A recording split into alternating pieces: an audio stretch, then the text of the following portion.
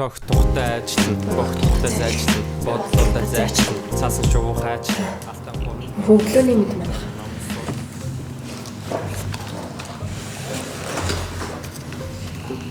Яасан би хоцорч боцроог үзтээ. Яац юм аа.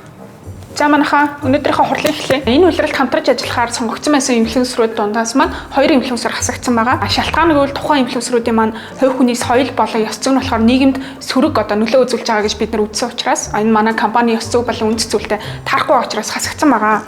Тийм учраас бид нар шинээр ахаад 2 инфлюенсер сонгох хэрэгтэй болсон. Тэгэхээр та бүхэнд одоо санал болгох ямар инфлюенсер байна? Надад нэг санал байна л да. Тухайн инфлюенсер маань одоо сөргөөрч хамаагүй яригадад нийгэмдэр яг халуун сэдв болж байна л да. Энэ хүний ярьсан бүх юм анхаарлын төвд орохоор байгаа байхгүй. Тэгэхээр бид нэр энийг cancelдах гэхээс илүү өөрсөндөө ашигласан дээр ах.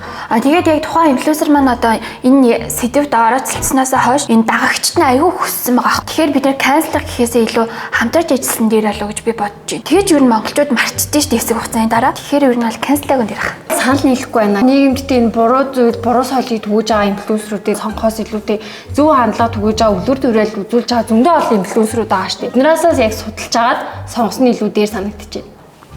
Манайхаа би нэг юм хэлдэг. Голчууд ингэдэг штэ. Унс нь нэгнийгээ битгий дээрээс нэмж дэвслгээд тэглээж цаадхан чинь мөнгө байна уу байна, эрх мэдэл байна уу байна.